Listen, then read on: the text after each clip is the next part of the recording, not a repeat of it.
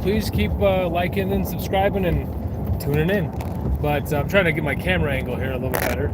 So anyway, guys, I posted this because, you know, there's, in our faith, there are sheep and there are wolves in sheep's clothing. And then there are people that are just downright foolish. And so I posted, is this Christian or not? Because I wanted to spark a little bit of, not necessarily debate, just thinking. I want people to think. So, like it or not, someone that I know is a friend of mine posts this picture and says, hey, this is a great shining light in a dim time. And it's people protesting the president of the United States of America. And their signs, I've seen several of them. The one I posted is saying that this person is fascist. So accusing the president of the United States of being fascist, to me, is a pretty bold statement. It also shows a lack of understanding. And what do I mean by that? Well, this government doesn't work in a fascist sense. That's just not how this works. You can't elect a president and then him go, haha, guess what? I'm fascist, or I'm just going to do fascist stuff, and you're just going to have to tolerate it because I'm now the new fascist overlord. That's just not how this works. This is a democracy. In 4 years, no matter what the president does, they're out unless you, me, and everyone else decides to vote for him again. And it's a majority rule. And you can go on about the Electoral College, and no, I don't care. The point is that they're gone. They're not a king. So when I see these signs, there's people like protesting, no kings. I'm like, no kidding. He's not a king. Like, what part of him being a king? Now listen, if you don't like the president, okay, that's your perspective, that's your point of view. But to waste your life standing by the side of the road and then calling him fascist, if you wanted to say, I don't support this or I don't support that. Like when people are like, free Palestine. Well, I didn't know if Palestinians are necessarily trapped, but maybe they are. I don't know. But that makes sense because you're trying to free people and you're trying to call attention to that. That's fine. Okay. But if you're telling everybody that the president, and this particular person is saying that the president is actually a moron, I have problems with that. And the reason why I have a problem is because I had a problem, if you guys remember, back when Biden was the president, they made fun of him constantly. And I thought that was disgraceful and disrespectful. Guys, not to get all political, but as Christians, Romans 13 tells us to respect the authority that God has put in place over us, period. That's what it says. So if you don't like your authority, guess what? In this country, you can vote. Other ones, they couldn't. When they were, Nebuchadnezzar, Daniel, when Nebuchadnezzar was the king in the Bible days in Daniel chapter 2, we're talking about he commands them to bow down to this idol. And that's the only time where they disobeyed the king. The rest of it, they actually were like, King, can we try this and eat different food, please? But if he would have said, nope, eat it, they probably would have gone along with it if it wasn't going against their faith. Okay? Romans chapter 13 tells us to follow the rules and the laws and the authority that God places over us. Read it. It's right there in plain text. Now, I know that there's people that they love to argue and they love to say, well, and then they come up with some answer like, oh, it's because, that's not what they meant, or that's not what it really says, or that's taken out of context. It's pretty clear. We're talking about a guy who's in custody, who's going to likely and does die for his faith by the Romans, and this book is called Romans. This is instruction to the Roman people, telling them to be subservient and to serve in the capacity that God has put them in. Guys, that's crazy if you think about it. He's still in the Roman care, in jail basically, and then he's like, still do what you're supposed to do, make good choices, respect. So, sorry, I'm looking away because this person is just clearly not sure what they're doing. But good, it's okay. We all have to drive somewhere. But anyway, so guys, it drives me nuts because I think it's disrespectful to call the president a moron. I think that's when Biden was a president, I didn't like he did some silly things. He's a gentleman that's older, and picking on him and making fun of him is not appropriate. You could say maybe he's not fit for holding his position. That you could say, and then they could say maybe we should look into that if he was not able to make good decisions or articulate things, or but making fun of somebody is not good. Jesus says in Matthew, in the Beatitude speech, if you guys remember, between 5 and 8, I'm always referring to that.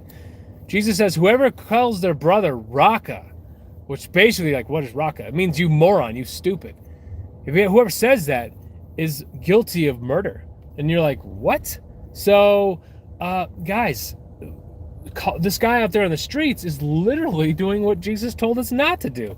So is that Christian or is that not?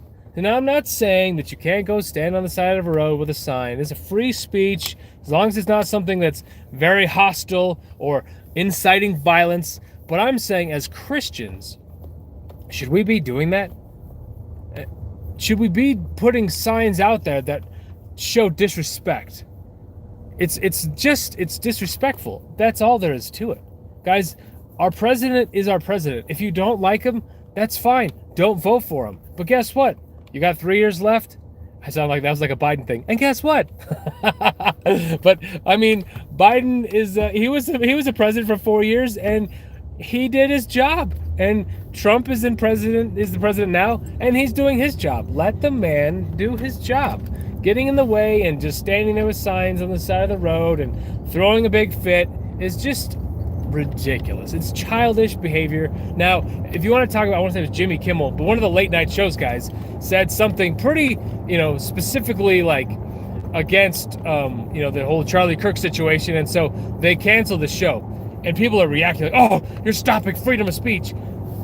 Again, these are people that I wish they could just look at things logically and not emotionally. If we could just do that, it'd make a lot more sense. Think about this logically. If ABC is the network and they go, you know what? If we do this and have a defining line against these people, we are going to lose potentially half of our viewers that are maybe teetering or not. That's a pretty big financial hit. We're already struggling, so we don't want that. So when you have a talk show person that has the freedom to say whatever they want to say, they have that freedom. The government's not going to take that away.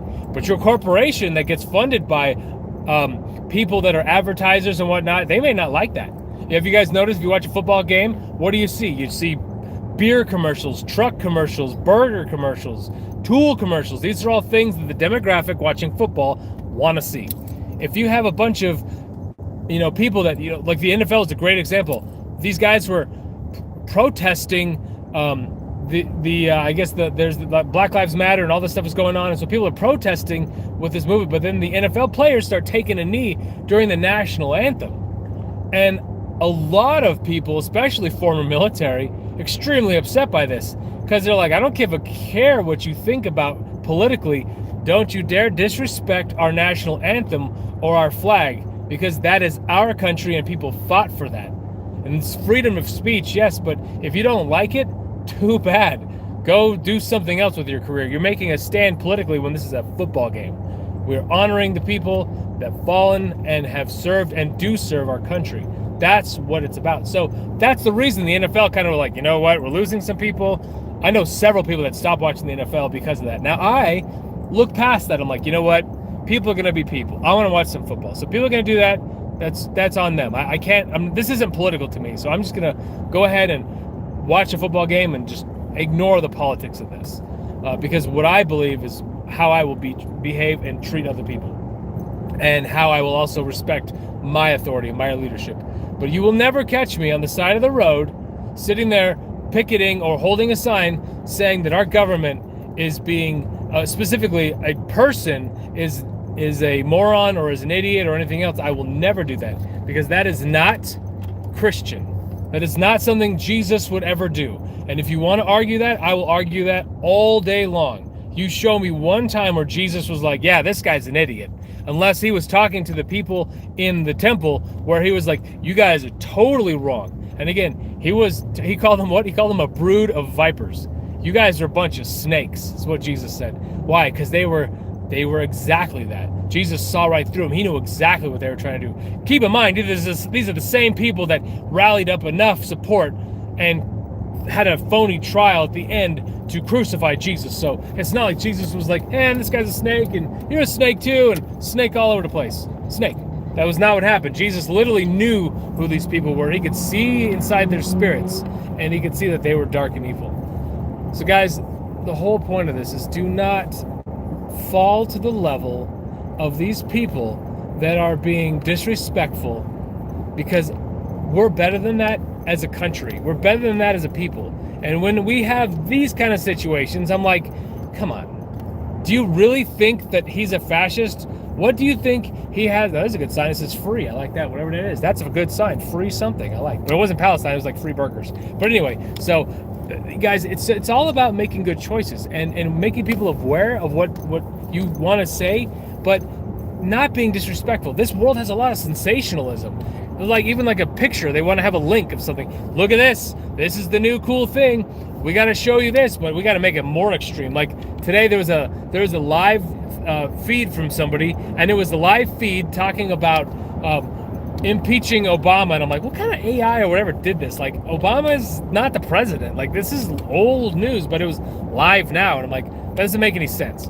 Again, it's just sensationalism. It's just spur up frustration, anger, and emotions. Guys, in some ways, I wish we could all be like Spock, where we're just like, logically, this doesn't make any sense, so we're not going to do it. Or logically, this is the president, so we're just going to continue. After 4 years, we're going to get another one. And if you don't like it, there you go. Vote again. Done.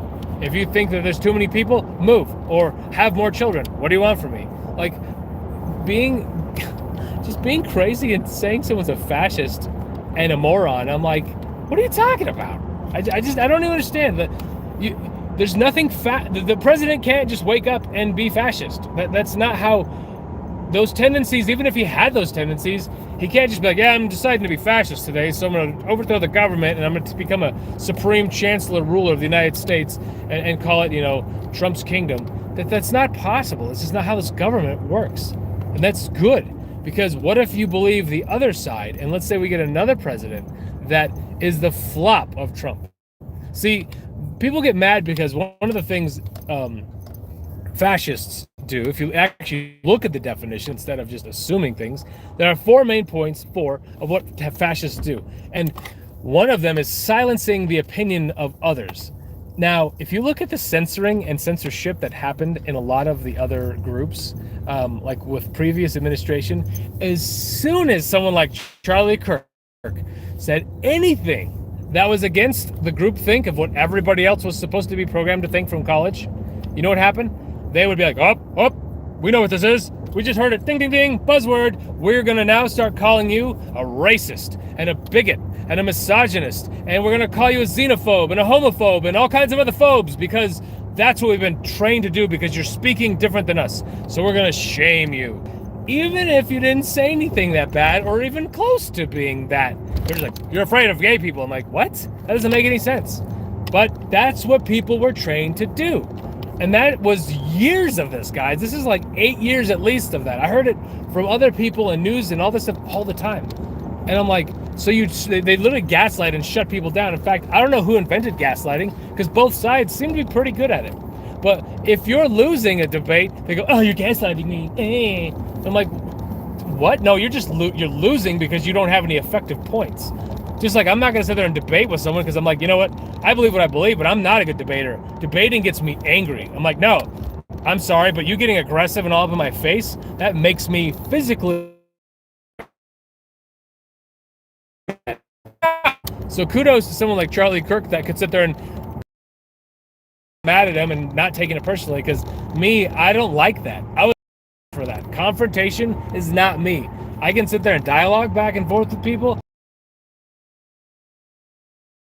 I'm going to be able to just be like, take angry fighting one. To me, I feel like that's like someone wants to fight. Oh, okay, is that what you're wanting to do? They know what they want to debate. Like, nah, that's you wanting to fight, man. And I don't want to fight, so I'm out of here. It's just I'm not a fighting kind of person. But I do think we as a people need to get ourselves together and start being respectful, regardless. If you don't like something, be respectful. One of our biggest problems in this country is nobody has a fear of God anymore. Because for some reason, they've decided, let's just raise a godless generation and see how that turns out. And so the people that have faith, we're talking the Mormons, the Catholics, the Muslims, the Christians, all these different folks, guess what? All of them have one thing in common. Whether you want to call them Allah or God, they believe in a higher power constantly watching us and will judge us for our actions. So that is a correct and appropriate way to approach life, because you're always watched and monitored. Every word I say, everything I do is being monitored, period. And there's no getting away with anything, because God is always watching. When you have that as a mentality, you know what happens? You live differently. You go, you know what, I'm not going to flip off that guy over there because God's watching. I'm not going to cuss that person out. They'll never know because God's watching. And then I realize as I get more mature that God doesn't, it's not about punishment. God doesn't want me to behave that way. And so it's important for us as a people to learn how to behave appropriately. Stop putting up things. This isn't our fight. This is not the enemy is so good at distracting us and making us think certain things are our fight. People like spouses, husbands and wives fight. You guys are you should be a team. Like, those are the last two people that ever should fight. And yet spouse fights are one of the most common reasons police get pulled over to someone's house for domestic violence or disturbance. It's because the husband and wife are yelling at each other or getting physical. But you're supposed to be a team. You committed in front of a bunch of people with friends, song and wine, that you're going to love each other forever. And then here you are yelling and screaming and throwing a fit and calling each other names and being disrespectful. What is that? That's ridiculous. All a bad relationship and continue to make it worse. But it's selfishness and pride, these things, which again, who's the father of all that? Oh yeah, the devil, the enemy. The one whose job it is to sit there and just try to destroy all of us. So when they like to separate us all people and make us all enemies, man, he's doing a good job. I mean, you don't want to give him kudos. He's certainly doing a good job making people so polarized and hating one another. That's just not America. That's just not Christianity. That's certainly not what Jesus wants. So guys, today, while you're doing whatever you're doing, just look at your life, reflect on it, decide, how should I treat other people? Should I be kind and good? Am I doing something that's about your sign standing out in the middle of the road? But someday, because it's not like you got a chance, like your kid's gonna be like, oh wow, I guess he's a moron. Oh, that's what it says. Okay, I guess it's a moron. I'm gonna go tell my friends. No, nobody's gonna change their mind because they saw a sign. They're gonna go honk and go, neither one is good. I mean, if you're agreeing with someone being a moron, you're just part of the same problem. And if you're saying someone else is a moron for being a moron, I'm saying it's disrespectful, and I've said it this whole time. Don't be disrespectful to our leaders. God put them there, period. If you have a problem with that, talk to the Almighty. He's listening, okay? So guys, with that, I just want to say thanks again for listening to my channel/rant, but this is my heart, guys. This is what I love to talk about, because there's so much frustration and ridiculousness in this world, and we got to stop. We got to work together and get this figured out. So thanks, guys. I'll talk to you later. I'm actually going to go live again on the way back from this drive, so if you want to hear any other content, please let me know, and I'll talk to you later. Thanks.